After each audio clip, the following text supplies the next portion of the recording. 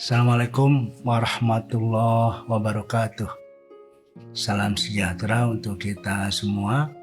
Teman-teman yang saya cintai, berbicara soal pendidikan pada akhirnya berujung pada berbicara soal cara belajar efektif. Hal ini menurut saya penting karena apa? Karena memang ujung tombak berbicara soal pendidikan itu ya bagaimana cara belajar efektif itu.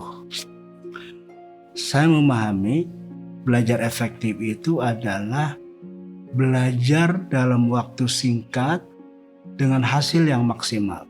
Ini perlu kita tegaskan karena banyak sekali proses pembelajaran yang tidak efektif dalam pengertian menghabiskan waktu panjang, waktu lama, tetapi hasilnya biasa-biasa saja. Teman-teman yang saya cintai, mungkin kita bertanya, oke, belajar efektif adalah belajar dalam waktu yang singkat dengan hasil maksimal. Tapi bagaimana caranya supaya belajar efektif itu betul-betul terjadi pada saat anak belajar, pada saat guru mengajar? Saya mencatat paling tidak ada 4 hal penting bagaimana membuat proses belajar murid-murid kita efektif. Pertama, menyenangkan. Ada istilah yang cukup terkenal, learning is more effective when it's fun. Belajar akan lebih efektif kalau suasananya menyenangkan. Nah, suasana menyenangkan itu akan terjadi kalau kita berhasil merangsang otak bekerja. Sebagian besar, kenapa anak-anak tidak semangat belajar, tidak semangat mengikuti proses pembelajaran dari guru-gurunya, karena biasanya guru-gurunya melakukan hal yang rutinitas, hal yang sama dari dulu sampai sekarang, melakukan hal yang sama, kata-kata yang sama, termasuk teaching equipment juga sama, tidak pernah berubah-berubah. Karena itu otak tidak terangsang untuk bekerja. Otak itu terangsang, dia akan terlibat dalam proses pembelajaran kita kalau dia menemukan hal yang menarik. Seorang guru ketika mengajar, dia harus menyampaikan cerita-cerita, humor-humor yang membuat mereka tertarik. Karena dengan demikian otaknya terangsang. Yang kedua, otak akan terangsang kalau ada perbedaan. Jadi kalau sama, otak tidak terangsang. Itu yang kita sebut rutin. Otak menjadi diam dan tidak aktif. Jadi kalau ada perbedaan, dia akan tergugah. Karena itu otak akan aktif ketika menghadapi perbedaan. Hal baru juga membuat otak terangsang untuk terlibat dalam proses belajar anak-anak. Kalau otak sudah terangsang, itu mudah sekali proses pembelajaran menjadi sangat efektif. Kita tahu misalnya Tony Buzan, seorang ahli mind map, pernah mengatakan, "Your brain is like a sleeping giant." Otakmu itu seperti raksasa tidur. Karena itu tugas guru sebetulnya hanya membangunkan raksasa itu. Kalau raksasa tidur itu sudah bangun, artinya otaknya sudah terangsang, maka anak akan melahap pengetahuan sebanyak-banyaknya dengan tanpa lelah karena penuh semangat. Itulah hal penting pertama ini, agar menyenangkan, guru atau suasana harus membuat otak murid-murid kita terangsang untuk terlibat dalam proses pembelajaran.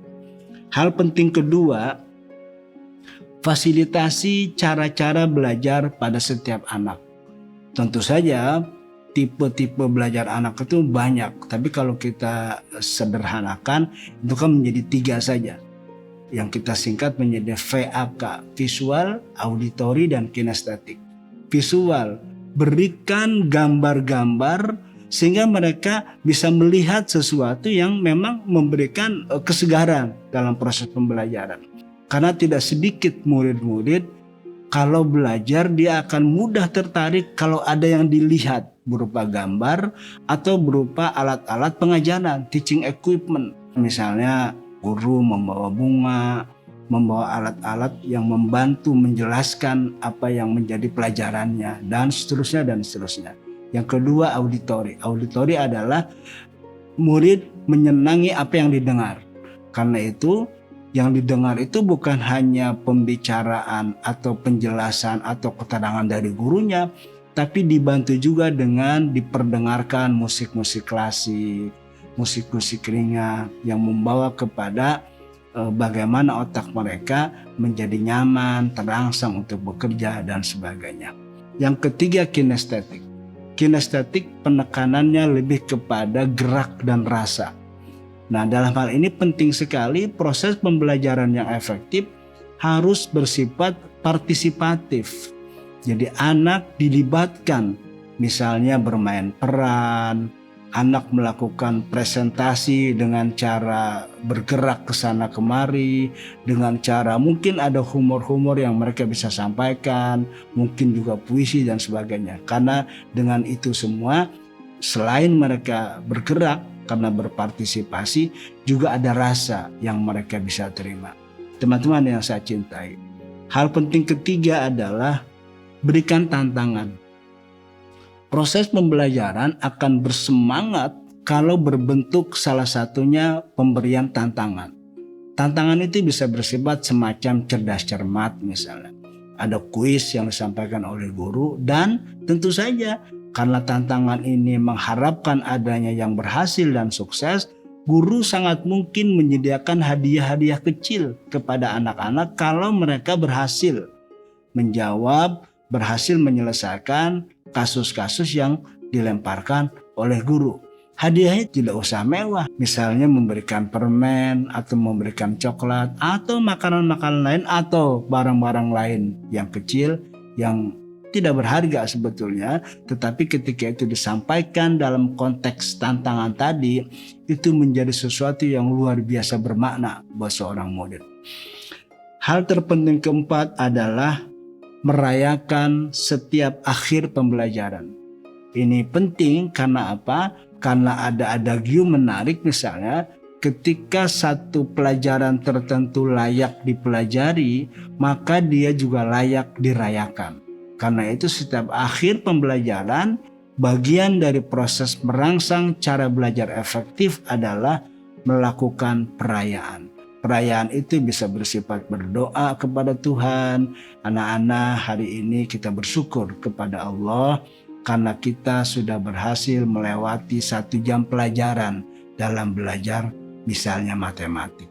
Karena itu mari kita tundukkan sejenak dalam hati kita, berdoa kepada Tuhan agar kita terus-menerus diberi kesehatan dan kekuatan. Misalnya semacam itu, atau dengan cara memberikan aplaus. Mari kita syukuri akhir dari pembelajaran kita dengan sama-sama memberikan aplaus untuk kita semua.